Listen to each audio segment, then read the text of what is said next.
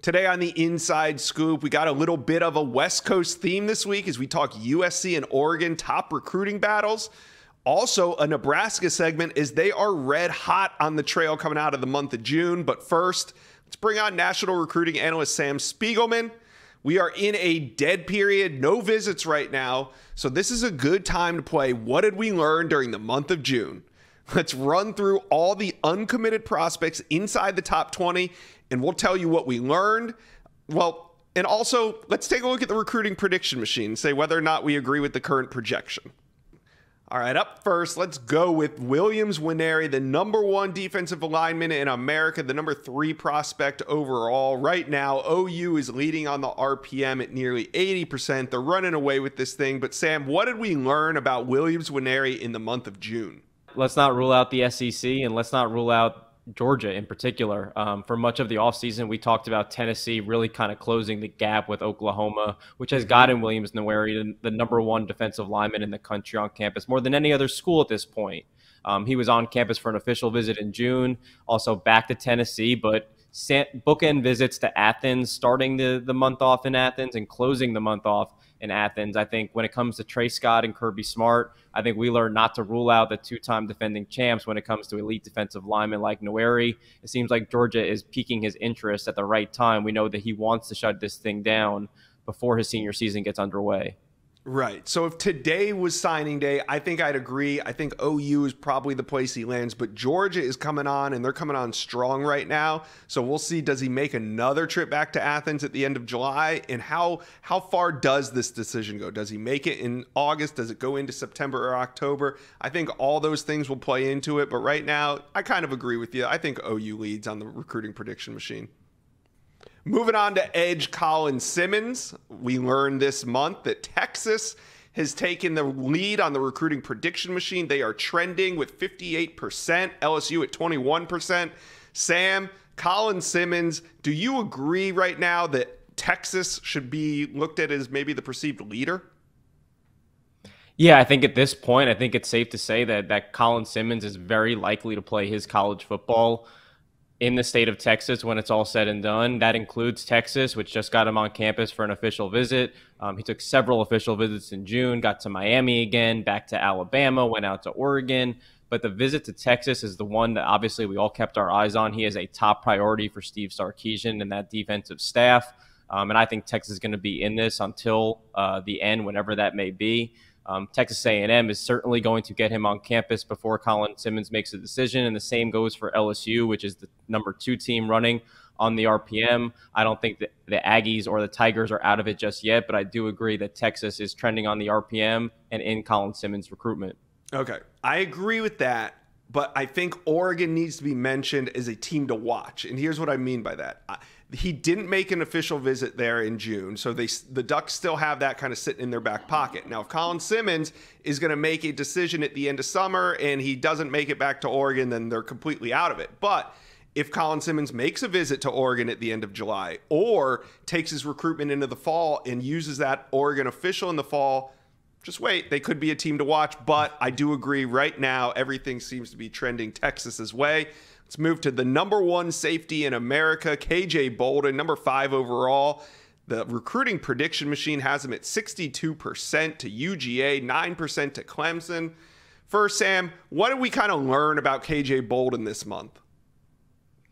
I think we learned not to discount the Ohio State Buckeyes in this too. He was the headliner on one of Ohio State's biggest weekends of June. Several 5-stars on campus, and we know that KJ Bolden has family ties to the Buckeyes. They have always been a key component in his recruitment. And of course, it's going to be really hard to say no to Georgia, which is obviously the in-state favorite. And Dylan Raiola is now his teammate and in the face of the Bulldogs class. But I think we learned not to discount the Buckeyes with elite DBs from Peach State, and that includes Bolden. Yeah, that's kind of exactly my feel on KJ Bolden's recruitment right now. He's trending at 62% on the recruiting prediction machine to Georgia. I'm not ready to argue that he's not going to land at Georgia, but the thing that I don't agree with on the recruiting prediction machine is Clemson with that 9%. I think Ohio State should probably be somewhere in that second tier with some market share rather than seeing Clemson there at 9%. What do you think, Sam? Yeah, I'm exactly with you there. All right, moving on to Micah Hudson, the 5-star wide receiver out of the state of Texas, number 2 wide receiver in America, trending at 82% to Texas Tech coming out of the month of June. Texas only at 15%. I think this is one of, I don't know if surprise is the right word. I've kind of been watching this one from afar, seeing Texas Tech gaining momentum, and now I guess June is when everything is revealed. And right now, it does seem that Texas Tech leads for Micah Hudson. Yeah, listen, the RPM has been spot on with Micah Hudson, the 5-star plus receiver from Central Texas. Texas Tech really began to surge with Hudson over the spring. I put the first pick in for the Red Raiders, getting the feeling that he was very likely to end up in Lubbock this spring. And then after officially visiting this summer, more picks followed through, and I think that accurately represents where Texas Tech stands at the top with the elite receiver from the state of Texas, beating out the Longhorns, beating out the Aggies potentially for the elite pass catcher. Yeah, I kind of think, though, it's crucial for Texas Tech to get this wrapped up. We know that during the season, Texas is going to win some ball games, and if they can beat Alabama, watch out, they're going to have all kinds of momentum. So I think right now, Texas Tech needs to kind of capture what they got going with Micah Hudson and get him on the commit list, because the further this thing goes along, you never know, Texas can get that foot back in the door. All right, let's go to 5-star edge Dylan Stewart, the number 2 edge in the country, number 7 prospect overall in America. He is now trending towards South Carolina at 53%, Ohio State at 23%. His final visit was to South Carolina. It was like his 7th visit overall to see the Gamecocks. So they are currently trending. How do you feel about Dylan Stewart's recruitment right now? Yeah, I think what we learned is the first visit may set the bar high, but when you make your 7th visit and it's the last visit of June before you're making a decision, sometimes that visit can really set the bar high. And I think that's exactly what the Gamecocks did. We know what they did with the 5-star Nicholas Harbor. I think that they're trending in the same direction with the number 1 player in the country, Dylan Stewart, at the right time. Not ruling out Georgia just yet. I'm not ruling out Ohio State, which we know that was at one point trending on the RPM. But I think South Carolina, like you said, moved into a really great spot after this final official visit. We know that Dylan Stewart doesn't want to take his recruitment on too much longer. He wants to lock this in before his senior season, and I like where the Gamecocks sit at that point in time. Yeah, Dylan Stewart has said that he wants to lock it in before his senior season, but then he's also in Nashville not too long ago told us that he wanted to take it the distance. So I don't really know where his head's at in terms of making a decision, but let's say he does make a summer decision. I do like where the Gamecocks stand right now. All right, Justin Scott, number 2 defensive lineman in America, number 9 prospect overall, 70% to Miami. Notre Dame got 20% on the recruiting prediction machine. What do you feel about Justin Scott coming out of the month of June? Yeah, I think at different points over the last few months, Josh, you and I have talked about Coach Cristobal and the U and whether the recruiting has been really, really good or really, really suspect. And I think in the case of Justin Scott, this is an elite defensive lineman from the Midwest that you or I might have already pegged to Notre Dame or Ohio State at a certain point. But Coach Cristobal has gotten involved, and he's gotten involved in a big way. Now Miami is trending on the RPM. Goes to show you that Coach Cristobal, once he gets his feet under him, is a force on the recruiting trail. I think Justin Scott personifies that. Yeah, I agree with that. I think Miami does lead here. I think they're on pace to land Justin Scott when he announces. And Mario Cristobal has made it a point to get in the trenches and do work. And that's what he's been doing. Last year, we saw the 5-star offensive lineman. This year, he's got some 5-star defensive linemen in his sights. And I do think that they land Justin Scott as it stands right now, but we know recruiting's fluid. All right, let's go to 5-star wide receiver Cam Coleman, the number 3 wide receiver in America, number 10 overall. Recruiting prediction machine shows Auburn at 88%, Texas A&M at 4%. Sam, what did we learn about Cam Coleman in the month of June?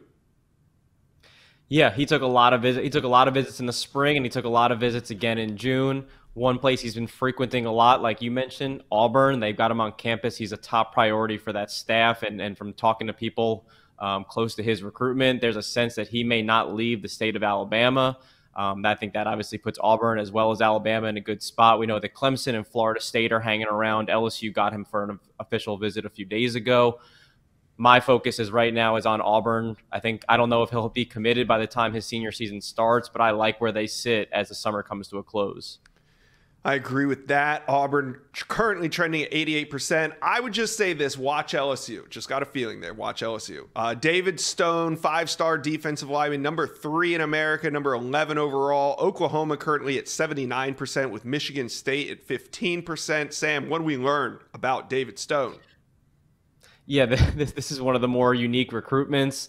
I think we learned that home is where the heart is.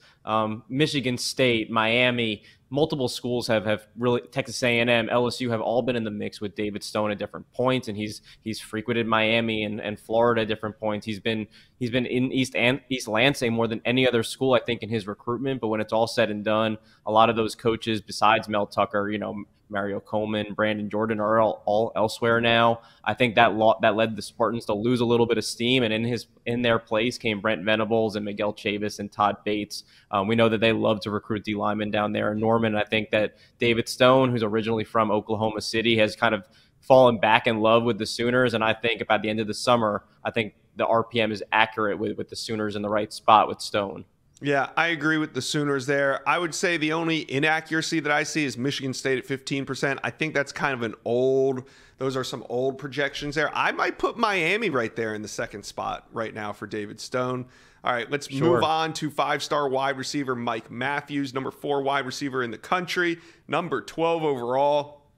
Tennessee trending come out of these June officials at 78%, Clemson at 8%. Sam, what do you think of Mike Matthews' recruitment in the month of June? Well, I think that Tennessee is definitely trending on the RPM, but my question is by what big of a margin? Like you always talk about, Clemson is really in there with Mike Matthews, and I think it's going to be hard for the elite 5-star receiver to leave the Peach State without Brian McClendon and Kirby Smart just having their say when it's all said and done. But I do think Tennessee leads. When a commitment occurs, that's in Mike Matthews' corner. But I think that Clemson and Georgia are going to have their say before it's all said and done. Yeah, I agree with much of what you said. The only thing I would go with is watch USC. I think that official visit out to LA showed him a lot. It is going to be tough to pull him out of Georgia, but right now I got him. My pick is on the Tennessee Volunteers. So we'll see. 5-star wide receiver or 5-star linebacker Justin Williams, the number 1 linebacker in America, the number 13 prospect overall. Sam, what did we learn about his recruitment coming out of the month of June? Don't rule out the Georgia Bulldogs. We have talked about Oregon being a team trending with the number 1 linebacker in the on 300 out of Houston, Texas for several months. They've been the team to beat. He said it publicly. He said it privately. And we know that a decision is going to come before his senior season. But he's made 2 visits to Athens in as many months, including an official visit with his teammate, Joseph Jonah Ajanye, who is very heavily trending toward the Dogs right now. I think Kirby Smart and co have given Justin Williams plenty to think about as the decision comes closer. Yeah, I agree with the recruiting prediction machine right now with Oregon out in front. I don't know if they should have 97% to 1%. I think that it's a much closer battle than that, but this is really intriguing, and I'm going to watch this one closely. Justin Williams has been a great recruitment to kind of follow here. Now let's go on to Terry Bussey, the number 2 athlete in America, number 17 prospect overall. Right now, Texas A&M with an 89% hold on the recruiting prediction machine, whereas Texas has 4%. What do you think of this recruitment coming out of the month of June? Yeah, well, in the month of June, Texas A&M has kind of found their stride on the recruiting trail. They're in the midst of a roll right now, getting a ton of commitments left and right, including Weston Davis, the talented offensive tackle from Beaumont. That's the same neck of the woods as Terry Bussey in Southeast Texas. I think A&M has been the leader for Bussey, the number 1 athlete in the on 300. But he's excited. He's decided to explore a lot of several other schools in the region: Oklahoma, LSU, and also Texas for an official visit. I still like where A&M stands, but I think the competition grew a little bit stiffer heading into the season. He's in no rush to make a decision. Yeah, like you said, he's in no rush to decide. So if it was today, I would definitely go with Texas A&M, but signing day is not today. We got like another 6 months left, so this should be fun. All right, final one, and we'll wrap it up with Eddrick Houston, number 4 defensive lineman in America and the 20th best prospect overall. Right now, Ohio State has 88% on the recruiting prediction machine, with Georgia at 4%. He also took a visit to Alabama.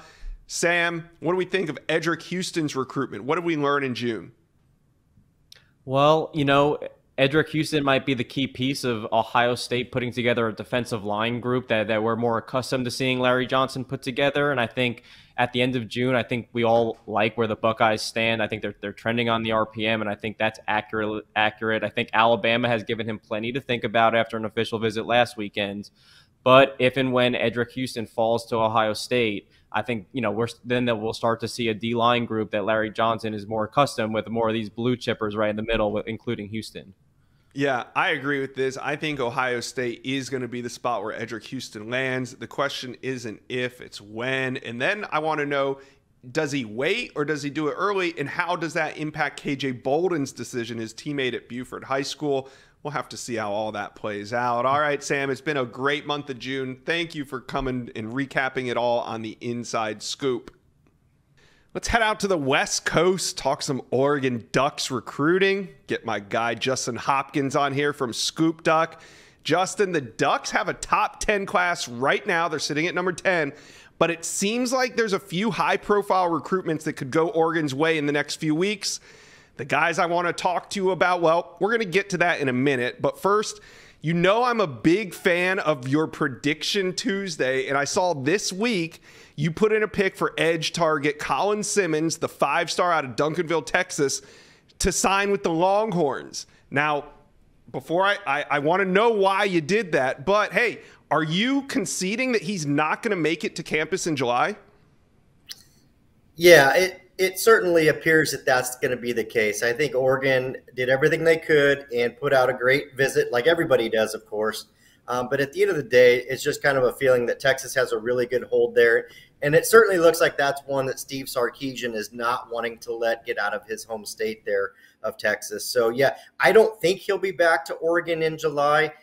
If he does end up making that trip, it might give my Texas pick a little bit of pause. But right now, I think Texas is the heavy favorite to land the 5-star edge. Campus, you know what they say about predictions? They're meant to be changed. I don't know if they really say that about predictions. But anyway, the top targets that the Ducks are chasing right now are linebacker Justin Williams, offensive tackle Brandon Baker, edge Elijah Rushing, defensive lineman Aiden Breland, and running back Nathaniel Frazier. Let's start at the top with Justin Williams, the number 1 linebacker in America, the number 13 prospect overall. Justin, it seems like this is a battle right now with East Coast and West Coast, the Dogs and the Ducks. What are your sources saying about Justin Williams? Definitely that it's tight, like really, really tight. I think Oregon had such a substantial lead early on from the early offer, making him a priority, getting him on campus. But I mean, it's Georgia, right? You know, they're national champions. Kirby Smart runs a heck of a defense, whether Dan Lanning's there or not. And they've made up ground. And I would probably be so bold to say I think Georgia might have the very slight edge at the moment. So we'll kind of see what he does in July. I don't get the sense that he's going to make his commitment in July. So I think some time away from that visit to Athens might help Oregon if they can get him back on campus in the fall. I think those are the two teams battling it out. But I personally, if I was making a pick today, I'd probably have to pick Georgia, I think. Okay, well, let's move to another number 1 player at their position. This time, Brandon Baker, offensive tackle out of California. He is one that is trending towards the Ducks. You and I both have predictions in for Brandon Baker to Oregon, but who do you think right now is the biggest competition for the Ducks? Well, we just talked about him, but I think it's Georgia. And it's great for Oregon to see that they are able to battle against Georgia, because these are, battles that they really weren't able to win, 2, 3, 4 years ago at all. So I do believe that it's Oregon and Georgia. I think Ohio State's lingering in there too. Those are probably the top 3. But right now I have my pick on Oregon. I'm still pretty confident on my pick in Oregon. And I think the Ducks are just, have always kind of had the lead and never let it go. So I still like the Ducks for Brandon Baker, which has been one of their top priorities in this cycle. All right, good. So do I. As long as me and Justin Hopkins are on the same page, I can't go wrong. Let's move on to edge Elijah Rushing, the number 4 ranked edge in the country. He's been one that, I thought early on Oregon was the favorite for, but then he started taking visits. He went to Miami, most recently Tennessee. Justin, where do you think the Ducks stand for Elijah Rushing? Another one I've got a pick on Oregon for, dating back to March. I still like Oregon, and for kind of this reason alone. I think there have been times where Arizona's been considered the team that's maybe battling with Oregon. I think you had to watch for Tennessee there in this last week or two, and you've had to watch for Notre Dame probably a month ago or even 6 weeks ago. But the one constant has always been Oregon. It's been Oregon versus one of those teams. So I still like the Ducks. This has the feel. I think Dan Lanning's done a really good job of making sure those elite West Coast offensive, defensive linemen stay out west. And I think that Elijah Rushing was one of the very first recruits he even reached out to when he got the job at Oregon. So I talked to Rushing last week, and he told me relationships were one of the big keys in his recruitment. I think Oregon's done a great job on that front. Yeah, they absolutely have. Now, what do you pair with an edge? A big-time defensive lineman, and that's what they're trying to do with Aiden Breland, the number 6 defensive lineman in America. Where do the Ducks stand with him? Well, once again, you see a trend here, but this one looks like Oregon and Georgia. I don't really think USC is all that much of a factor for Breland right now. Conversely, I give Justin Williams the edge to Georgia, the edge with Justin Williams. I think I give Oregon the slight edge with Aiden Breland. I think if he waits until Brandon Baker makes a commitment, I think that will only help Oregon, being as their teammates at Mater Dei. I also think the fact is, I believe that he's a young man that is more likely to stay closer to home than go cross country. Once again, that is in favor of Oregon. So I do like Oregon very slightly for Aiden Breland right now, who, like Rushing, they've made a complete top priority in this cycle. All right, Justin, you're right. Let's just stick with the theme. Oregon versus Georgia. Running back Nathaniel Frazier. How do you see this battle playing out? Now, Alabama also involved here. 100% agree. Those are the 3 teams to watch. I think Alabama might be laying in the weeds a little bit, which kind of scares me because we know what Nick Saban can do on that front. I know Georgia is going to be losing some of their production at running back, so that's got to have a ton of appeal for Nate Frazier. I think Oregon will be in a similar position with that, with a couple backs moving on after this year, more than likely to the NFL. So that one's really tough. I think Nate Frazier, and I know we haven't talked about it, but Gatlin Bear is another one. Those 2 guys have been the toughest for me to get a really good read on in this cycle. I think they both keep a really tight lid on their recruitment. I think Frazier's done so.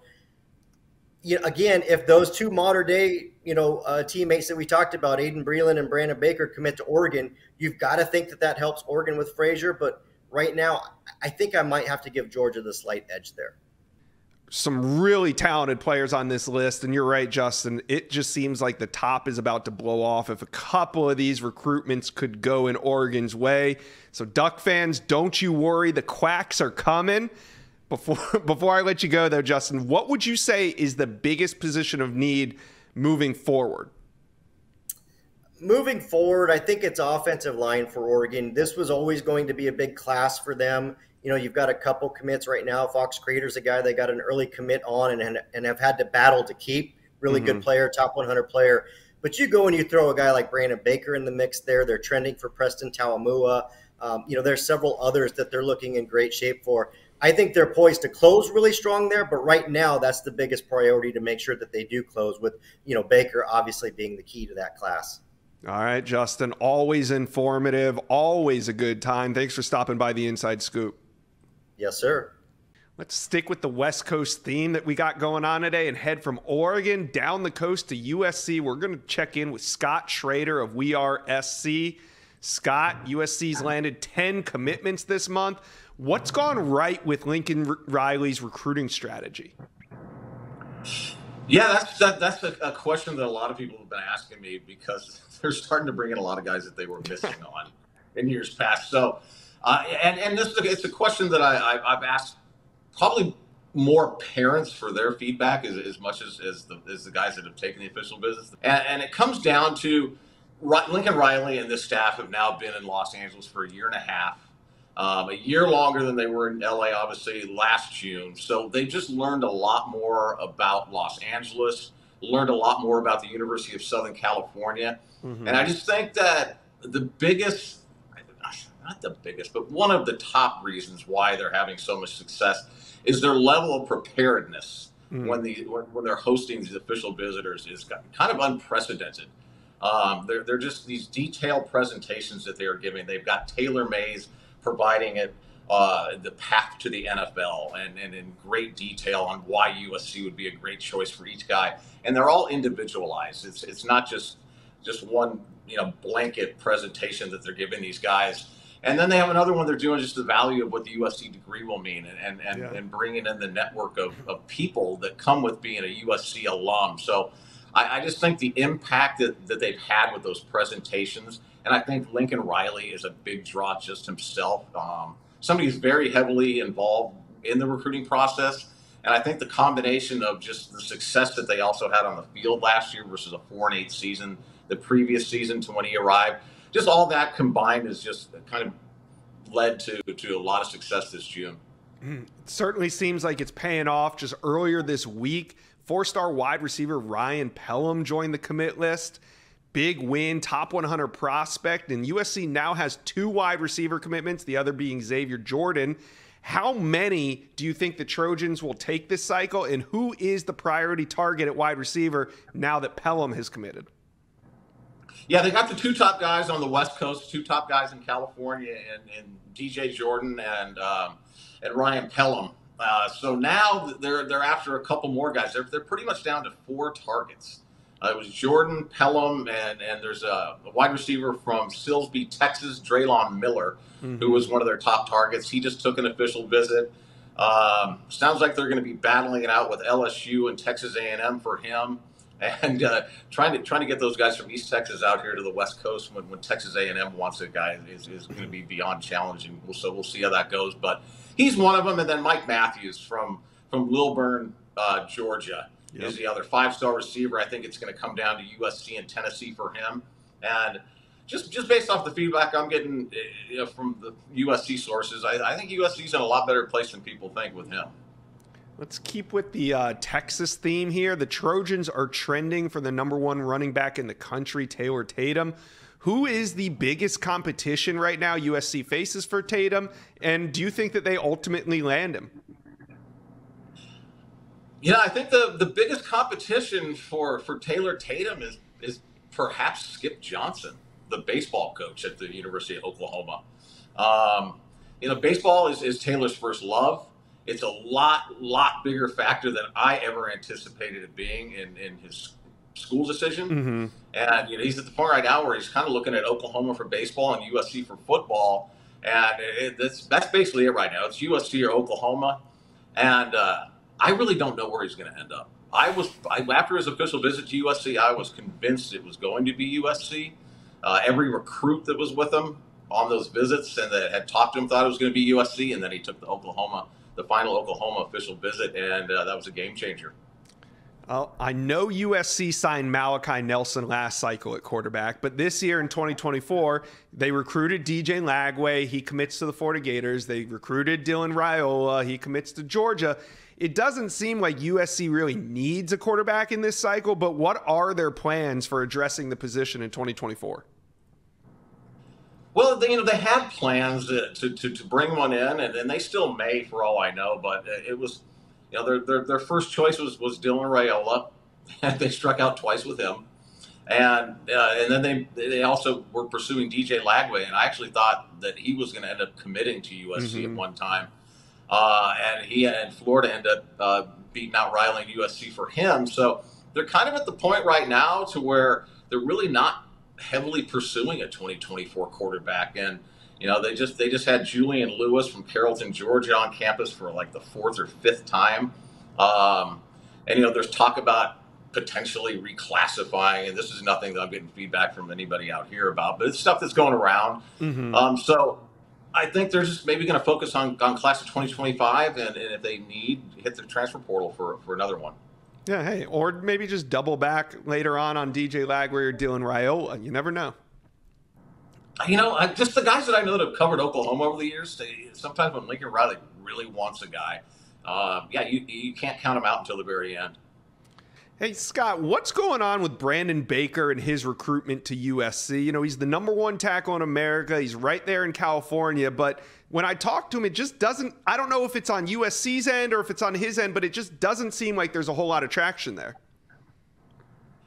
Yeah. There was a time where he was a regular visitor, And it seemed like it was going in a direction based off the people that you talk to. I know a lot of people at Modern Day, so I typically get a lot of good feedback on their guys. But it just kind of came down to he wasn't, in his words, vibing with Josh Henson. So I don't really know what that means, because you don't hear that very often with mention about Josh Henson. But he just wasn't feeling USC ultimately, and it could be for a variety of reasons, and I really don't know. But you know, when a local kid leaves USC out of their top 7 or 8, whatever he had recently, it's kind of a statement. Yeah, well, there's plenty of firepower on the board. USC is going to have a fun summer. Scott Schrader, thank you for stopping by the Inside Scoop today. It's great to be talking Nebraska recruiting at a time like this, and nobody I'd rather do it with than Sean Callahan of Husker Online. Sean, everybody knows about the Dylan Rhule saga and how that played out, but Nebraska had a plan. Just days after Rhule committed to Georgia, Nebraska flipped QB Daniel Kaelin from Missouri. Sean, what has Daniel Kaelin's value been to this Nebraska class? Well, Daniel Kaelin's been huge just because he's given them a face of the class. And then, you know, over the last month, he was named to the actual Elite 11. He made the finals, and he was named to the official Elite 11 list. So that just added to his credibility. But he immediately took leadership of this Nebraska recruiting class. And that was something they were missing. You know, obviously, Dylan Rhule, they played that process as long as they could before he committed to Georgia, and then they pivoted right to Kaelin. Matt Rhule told Kaelin that's how it would play out, and the key is Kaelin really wants to be a Husker. He dreamed to be a Husker, and now he is operating as he is the leader of this recruiting class. Just yesterday, in-state tight end Carter Nelson jumped on board, and he is the number 3 tight end in the country. Nebraska has now landed the top 4 players in-state. Sean, how has Nebraska kind of gotten this in-state traction going? Yeah, I think you got to go back to Kaelin, because before Kaelin, you didn't know if they could get any one of these 4 guys. Because Devon Hall was leaning towards the SEC. Tennessee offered late. If Tennessee would have offered earlier, they may not have gotten Hall. I think he was looking that way. And then the Volunteers waited a couple of weeks before they offered.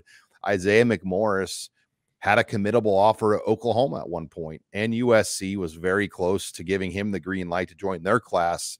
It just didn't play out, and Nebraska stayed on him, and it worked out to get him. But then Carter Nelson, you had Georgia, you had Notre Dame, you had experts from other recruiting networks that cover those teams put picks in for Carter Nelson at times to Georgia and Notre Dame. But Nebraska stayed the course. They brought in Nelson for the final visit weekend before the dead period.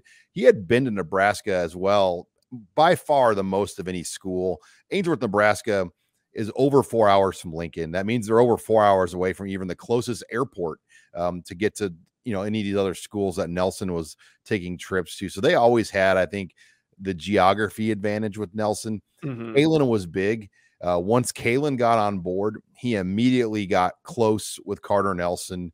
Memorial Day weekend, Nelson came down to Lincoln, visited Lincoln. Kaelin was right there with him. They were seen at the College World Series before the official visit. The two of them were sitting in the stands together, and a picture went viral here on social media. So there were a lot of kind of connecting the dots that led to this moment with Nelson. By the way, the highest ranked in-state player in Nebraska, all the way back to former 5-star 2008 lineman Baker Steinkuhler. Wow, did not know that. Well, it's a huge commitment, and now Nebraska is currently sitting with over 20 commits right now. We're right about the midpoint of summer. So, Sean, what's the biggest need that Nebraska still has left to fill? I think you got to look on the defensive line area. They've done a really good job of getting full at the key positions: running back, wide receiver, tight end. They've got a good group of linemen. Offensive tackle, I think, is one area, but I think defensive line, they would need to get one more body. And realistically, I think there's only 2, maybe 3 spots left that they could take. And it's a heavy emphasis, as you can tell, on high school recruiting with Matt Rhule. He really wants to build the foundation of this program on high school players. Hey, I get it, especially in the trenches. When Nebraska landed commitments from Bellevue West teammates Isaiah McMorris and Davon Hall, Bellevue West head coach Michael Huffman said, quote, "It just seems like there are adults now in charge." Sean, what's that mean? I think the biggest thing is, I mean, Matt Rhule runs Nebraska football, and he has his finger on everything. And, you know, he's very present. He's very active, and can't really say that about Scott Frost, Mike Riley, Bo Pelini when they were the head coaches. They had their moments, all of them, and strengths. But Matt Rhule really has his finger on the pulse of the day-to-day of running Nebraska football and understands everything. And he's very accessible. I mean, that's probably one of the biggest things that jumps out to me about Matt Rhule over any head coach I've been around in Nebraska. As far as getting in contact with them, communicating with them, I don't know if I've seen a more accessible head coach at Nebraska. I mean, he's the kind of guy that if you send him a text message, he'll respond to you within seconds and minutes of it going out, where, you know, that obviously is not the case with most head coaches. So I think that's really won over a lot of the in-state coaches, just how easy he is to communicate with and how honest he is and how open the dialogue he keeps with these coaches is. Sean, are there any other big names that you're monitoring that Nebraska fans want to know that could commit maybe before summer ends? Yeah, there's a few. I think Grant Bricks out of Logan, Magnolia, Iowa, just picked up an Alabama offer before the dead period, visited Nebraska, visited Alabama, visited K-State and Oklahoma. That's one to watch. I think Nebraska is right in that conversation. I think Joseph Anderson, a defensive lineman out of St. Louis, who's visited Iowa, Kansas, and Nebraska. That's another name to keep tabs on. I mean, there are a few more pieces that will definitely move here for Nebraska, but not many. When you're over 20 commits, and you know, they took so many players last year as well, they're already kind of pushing the numbers. But with the COVID year involved in college football for at least another couple of years, I think everybody's in the same boat as Nebraska, with numbers being much tighter these next couple of seasons. Well, Sean, thank you for stopping by the Inside Scoop. Nebraska's on a run, and we wanted to talk a little Husker recruiting, so thanks for stopping by. Anytime. Thanks. Thank you for watching.